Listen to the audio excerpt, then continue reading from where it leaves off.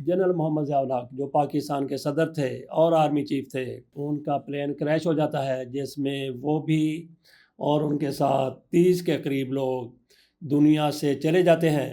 یہ تاریخ کا بلا شبہ بہت بڑا سانحہ ہے، بلکہ اپنی نوعیت کا اگر کہا جائے کہ تاریخ کا سب سے بڑا سانحہ ہے تو پھر بھی یہ غلط نہیں ہوگا، کیونکہ اس میں کئی پاکستانی جرنیل مارے گئے، امریکی سفیر مارا گیا اور امریکی ایک بریگیڈیئر جنرل بھی اسی جہاز میں کریش ہوئے تھے۔ بلا شبہ یہ تاریخ کا بہت بڑا سانحہ ہے۔ کچھ لوگ کہتے ہیں کہ یہ حادثہ تھا، کچھ لوگ کہتے ہیں کہ یہ سازش تھی۔ بہرحال جو کچھ بھی تھا بدستور مہمہ بنا ہوا ہے۔ ہم کوشش کرتے ہیں کہ آپ تک پوری صورتحال پہنچائیں تاکہ آپ فیصلہ کر سکیں کہ یہ سازش تھی یا پھر حادثہ تھا۔ ایسا بہت کچھ آپ کے سامنے رکھیں گے کہ آپ یقینی طور پر کسی فیصلے پر پہنچ جائیں گے۔ سب سے پہلے دیکھتے ہیں جنرل ضیاء الحق کے صاحبزادے وہ اس بارے میں کیا کہتے ہیں۔ ان کی کئی تحریریں اس حوالے سے سامنے آ چکی ہیں، ان میں سے ایک تحریر میں آپ کے سامنے رکھتا ہوں۔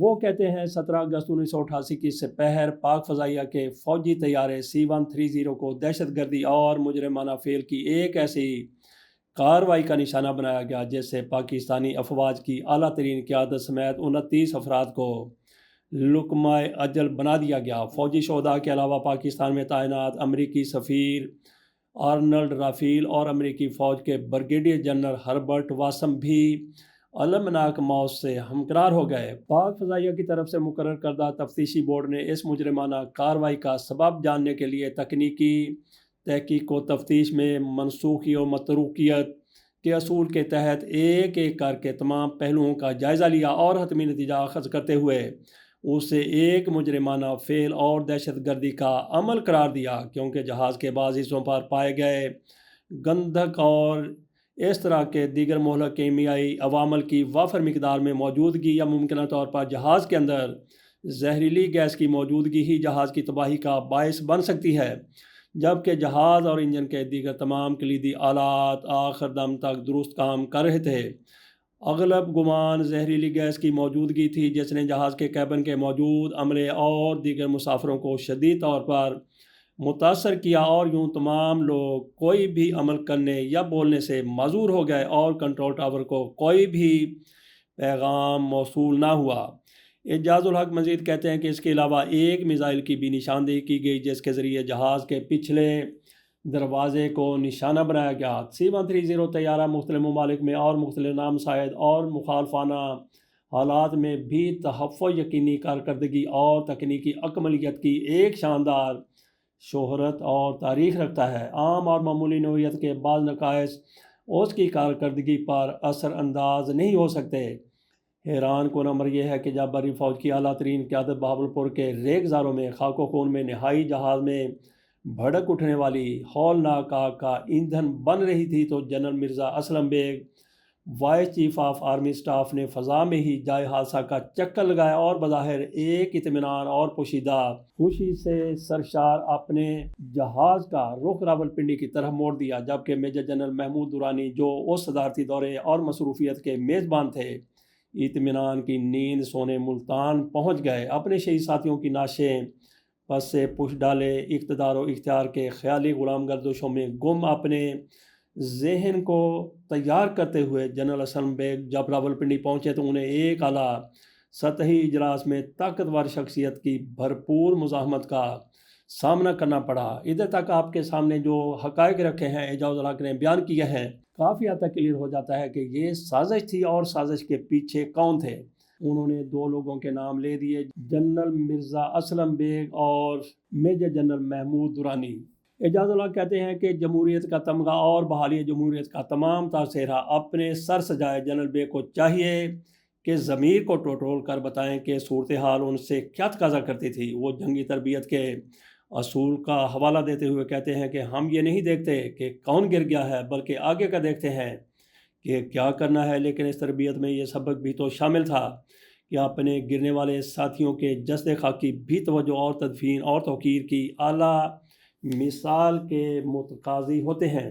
انہیں فوری راولپنڈی پہنچنے کی کون سی جلدی تھی؟ وہ چند لمحے زمین پر اتر کر اپنے ساتھیوں سے حالات و واقعات جاننے کی کوشش تو کرتے۔ راولپنڈی میں اقتدار کی کون سی جنگ لڑی جا رہی تھی جس میں ان کا یوں فوری حصہ لینا ضروری تھا؟ فوج کا سربراہ تو ملک کے کسی کونے میں بھی بیٹھا ہو فوج کا سربراہ ہوتا ہے، یہ عہدہ سنبھالنے کے لیے ان کی راولپنڈی میں موجودگی قطعی ضروری نہ تھی۔ اعجاز الحق مزید کہتے ہیں کہ شہدائے بہاولپور کی میتیں سی ایم ایچ ملتان منتقل کر دی گئیں۔ بریگیڈیئر جنرل ہربرٹ واسم کی لاش کے پوسٹ مارٹم سے پتہ چلا کہ جہاز کے زمین سے ٹکرانے سے قبل ہی ان کی موت واقع ہو چکی تھی۔ ان کے بعد پوسٹ مارٹم کی تمام کارروائی روک دی گئی۔ اگر تمام میتوں کا پوسٹ مارٹم کیا جاتا تو آسانی سے معلوم کیا جا سکتا تھا کہ ان کی اموات کے اصل اسباب کیا تھے۔ امریکی قانون میں یہ ضروری شک موجود ہے کہ اگر کوئی امریکی شہری دنیا کے کسی بھی حصے میں مارا جائے تو ایف بی آئی کی تفتیش لازمی کرائی جاتی ہے۔ یہاں یہ بات قابل غور ہے کہ ایف بی آئی کی تفتیشی ٹیم جب فلوریڈا سے روانگی کے لیے تیار تھی تو امریکی سیکرٹری آف اسٹیٹ کے حکم سے اس ٹیم کو روانگی سے قبل ہی روک دیا گیا، جبکہ حیرانی کی بات یہ ہے کہ تفتیش میں مدد کے لیے آنے والی دوسری ٹیم کے لیے پاکستان نے کوئی درخواست بھی نہیں کی تھی۔ پھر بھی وہ فوری طور پر پاکستان پہنچ گئی اور ایک گمراہ کن رپورٹ تیار کر کے تحقیقات کو غلط رخ پر ڈالنے کی کوشش کی۔ تو یہاں پہ تیسرا فریق بھی شامل ہو گیا۔ اعجاز الحق کے کہنے کے مطابق امریکہ بھی اس حادثے میں، اس سازش میں جنرل اسلم بیگ اور جنرل محمود درانی کے بعد ملوث تھا۔ ہوائی حادثے کے ماہرین اور فورینزک ایکسپرٹس یا طبی ماہرین کی خدمات حاصل کیے بغیر ایف بی آئی کی صرف 3 رکنی ٹیم سانحہ بہاولپور کے 10 ماہ بعد پاکستان پہنچی۔ اس ٹیم کو نہ حکومت امریکہ اور نہ ہی حکومت پاکستان کی جانب سے کوئی خصوصی طور پر متعین اور واضح دائرہ کار تفویض کیا گیا تھا۔ اسے 25 افراد کی ایک فہرست دی گئی جس میں سانحہ بہاولپور کے سلسلے میں کسی ممکنہ ذمہ داری یا ملوث ہونے کے بارے میں پوچھ گچھ کی جا سکتی تھی، لیکن ان متعلقہ افراد سے کوئی بامعنی تفتیش کیے بغیر چند غیر اہم اور غیر متعلقہ افراد سے سوال و جواب کرنے پر ہی اکتفا کیا گیا۔ اعجاز الحق صاحب کہتے ہیں کہ اور یوں یہ ٹیم بھی ٹیکسلا اور مری کے سیر سپاٹے کرنے کے بعد واپس روانہ ہو گئی۔ اس دوران ملک میں پیپلز پارٹی برسر اقتدار آ چکی تھی جس کی حکومت سے کسی خیر کی توقع کرنا عبث تھا۔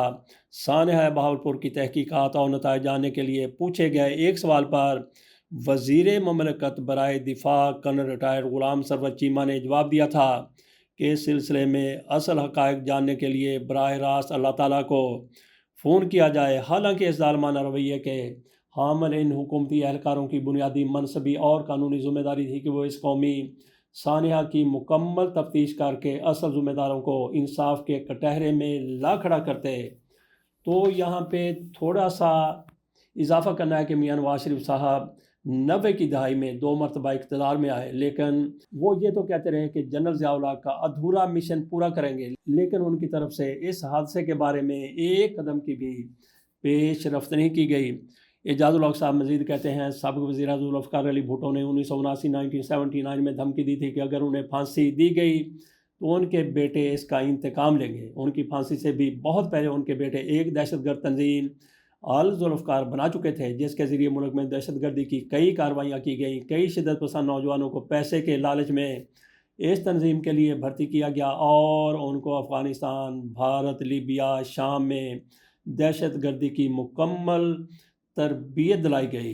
دہشت گردی اور مرنے مارنے میں ملوث ایسے ہی کچھ نوجوانوں کا ایک دستہ بھارتی ساحلوں کی طرف بڑھتے ہوئے پاک بحریہ نے گرفتار بھی کیا تھا، جن پر مقدمات بھی قائم کیے گئے تھے۔ وقت کے ساتھ ساتھ آل ذوالفقار کی دہشت گرد کارروائیوں کی صلاحیت میں اضافہ ہوتا چلا گیا اور اس نے بیرونی دشمن قوتوں راہ موساد، KGB، افغان انٹیلیجنس، خاد اور ایسے ہی دوسری پاکستان دشمن تنظیموں سے گٹھ جوڑ مضبوط کر لیا۔ راولپنڈی میں صدر مملکت کے جہاز پر میزائل سے حملہ کیا گیا جو خوش قسمتی سے نشانے پر نہ لگ سکا۔ PIA کا ایک مسافر طیارہ اغوا کر کے کابل اور پھر دمشق لے جایا گیا۔ مسافروں کی فہرست سے مرتضیٰ بھٹو نے میجر طارق رحیم کو الگ کر کے گولی مار دی اور اس کی لاش جہاز سے نیچے پھینک دی گئی۔ یہ نوجوان افسر ایک ریٹائرڈ جنرل کا بیٹا تھا اور اس نے مرتضیٰ بھٹو کے والد کے ساتھ بطور ADC کچھ عرصہ کے لیے خدمات بھی انجام دی تھی۔ لاہور میں چودھری ظہور علیہ اور جسٹس مولوی مشتاق کی کار کو دہشت گردی کی کارروائی کا نشانہ بنایا گیا، جس میں چودھری ظہور الہی شہید ہو گئے جبکہ جسٹس مولوی مشتاق شدید زخمی ہو گئے۔ جسٹس مولوی مشتاق نے لاہور ہائی کورٹ میں زیر سماعت مقدمے میں ذوالفقار علی بھٹو کو موت کی سزا سنائی تھی۔ اعجاز الحق اپنے والد کے ایئر کریش میں شہید ہونے کے حوالے سے اپنے آرٹیکل میں مزید کہتے ہیں، پرواز PK-1 کی تباہی اور اس کے مسافروں کی المناک موت کے فوراً بعد ہی مرتضی بھٹو نے اس دہشت گرد کارروائی کی ذمہ داری قبول کر لی، لیکن جب اسے سانحے میں امریکی سفیر اور جنرل واسم کی ہلاکت کی اطلاع ملی تو مرتضی بھٹو اپنے پہلے دعوے سے دستبردار ہو گیا۔ اس سے پہلے مقامی اخبار کے دفتر میں ایک نامعلوم شخص کا ٹیلی فون موصول ہوا جو سانحہ بہاولپور کے رونما ہونے سے کئی گھنٹے قبل یہ معلوم کرنا چاہتا تھا کہ صدر مملکت کا طیارہ تباہ ہو چکا ہے یا نہیں۔ یہ واردات اور سازی مکمل مہارت اور کامل منصوبہ بندی سے تیار کی گئی تھی، جس کی تکمیل کو یقینی بنانے کے لیے تہ در تہ مختلف اور مرحلہ وار کارروائیاں کی گئیں۔ جنرل ضیاء الحق تمام عمر اسلام کی سربلندی کے لیے کوشاں رہے اور اسی راہ پر چلتے ہوئے وہ اپنی جان آفرین کے حوالے کر گئے۔ اعجاز الحق مزید کہتے ہیں کہ سوویت یونین کو شکست و ریخت کے بعد ملت اسلامیہ کے اتحاد اور اسلام کی نشأت ثانیہ کے خواب سجائے ضیاء الحق ملک دشمن قوتوں کی سازشوں کا شکار ہو گئے۔ کوہٹا میں نصب ایٹمی پودے کی نشو و نما، آبیاری اور پروان چڑھانے کے لیے خون کی ضرورت تھی۔ حب الوطنی، اعلیٰ مقاصد کے اصول اور اسلامی امنگوں سے سرشار جنرل ضیاء الحق اپنا خون دینے کے لیے ہمہ وقت تیار رہتے تھے۔ ان کے ہوتے ہوئے ایٹمی منزل کی طرف بڑھتے ہوئے پاکستانی قدم نہیں روکے جا سکتے تھے۔ سوویت یونین کو لگے خونی گھاؤ بھرنے کے لیے انہیں ضیاء الحق کے خون کی مرہم چاہیے تھی۔ ان کی جان لیے بغیر یہ مرہم ان کے ہاتھ نہیں لگ سکتی تھی۔ بھارت کے ساتھ دوستی اور دفاع کے معاہدے کے نام پر گٹھ جوڑ کر کے سوویت یونین نے پاکستان کو دو ٹکڑے کر دیا تھا۔ ضیاء الحق نے سوویت یونین کو اس اینٹ کا جواب پتھر سے دیا تھا اور اس قطبی ریچھ کے کئی ٹکڑے کر ڈالے تھے، جس کے خونی پنجوں نے کئی اسلامی ریاستوں کو ظلم و جبر کے ذریعے دبوچ رکھا تھا۔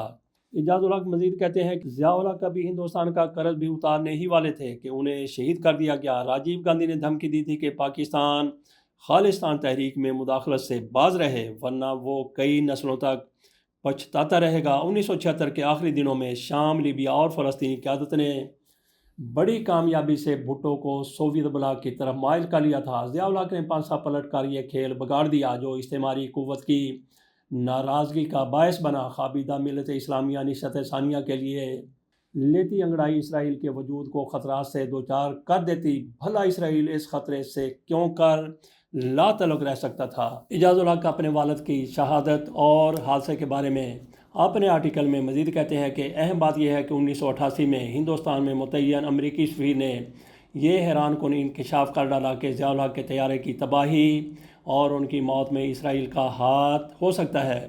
اس کی پاداش میں انہیں فاتر العقل قرار دے کر علاج کے بہانے سوئٹزرلینڈ بھیج دیا گیا اور ان کا 30 سالہ سفارتی کیریئر ختم کر دیا گیا۔ بعد میں اسٹیٹ ڈپارٹمنٹ نے ان کی فاتر العقلی کے الزام کو غلط قرار دیتے ہوئے انہیں اعلیٰ ملازمت کا تمغہ عطا کیا اور ان کے عزت اور مرتبے کو بحال کر دیا گیا۔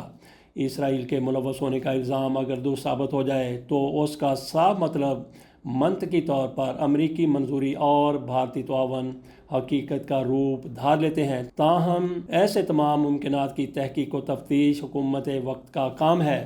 یہ ایک سازش تھی، ایک بین الاقوامی سازش جس کے ڈانڈے ملک سے باہر جا ملتے ہیں۔ تاہم ایسی سازش کو اس قدر مہارت تامہ اور کامل کامیابی کے ساتھ پایہ تکمیل تک پہنچانا مقامی، ملکی اور داخلی تعاون کے بغیر ممکن نہ تھا۔ اعجاز الحق اپنے آرٹیکل میں مزید کہتے ہیں کہ مئی 1988 میں پاکستانی ایئر فورس کے ایک نوجوان پائلٹ اکرم آوان کو ISI نے گرفتار کیا تھا۔ یہ افسر پاکستان دشمن مجرمانہ کارروائیوں میں ملوث پایا گیا تھا اور وہ دشمن قوتوں کی خفیہ ایجنسی را اور موساد کے ساتھ مل کر کوہٹا کے ایٹمی پلانٹ پر فضائی کارروائی کے ایک منصوبے پر کام کر رہا تھا جس میں اسرائیل اور بھارت کے گٹھ جوڑ اور باہمی تعاون سے ایک فضائی حملہ کیا جانا تھا۔ چند ماہ قبل گرفتار کیا گیا یہ افسر ISI کی ایسی حراست میں تھا جس کے تحت باہر کی دنیا سے اس کا کوئی رابطہ ممکن نہیں ہو سکتا تھا۔ وہ کامل قید تنہائی میں تھا۔ وہ مکمل طور پر اس خبر سے لا علم تھا کہ جنرل ضیاء الحق کا طیارہ تباہ کیا جا چکا ہے اور ان کے ساتھ بہت سے فوجی افسر بھی شہید ہو چکے ہیں۔ دوران تفتیش جب اسے صدارتی طیارے کی تباہی کی ویڈیو فلم دکھائی گئی اور اسے معلوم ہوا کہ صدر ضیاء الحق کے ساتھ شہید ہونے والوں میں میجر جنرل محمد حسین عوان بھی شامل ہیں، تو وہ اپنے جذبات پر قابو نہ رکھ سکا اور اضطراری اور غیر ارادی طور پر اس کے منہ سے نکل گیا، sir I never knew these bastard would do it. موقع پر موجود ماہرین نے قرار دیا کہ اس افسر کا یہ فوری رد عمل اضطراری، فطری، غیر شعوری اور مکمل حقیقت پر مبنی ہے۔ دراصل میجر جنرل محمد حسین عوان نے اس افسر کی تعلیمی و تربیت اور پاکستان ایئر فورس میں شمولیت کے سلسلے میں غیر معمولی مدد کی تھی، جس کے باعث یہ افسر جنرل عوان کا دل کی گہرائیوں سے ممنون تھا، احسان مند تھا اور ان کے ساتھ ایک محسن اور مسیحا کی طرح کا ایک انتہائی جذباتی تعلق رکھتا تھا۔ یہ آپ کے سامنے جنرل ضیاء الحق کے حادثے کو پیش آنے والے واقعات، ان میں کون لوگ ملوث تھے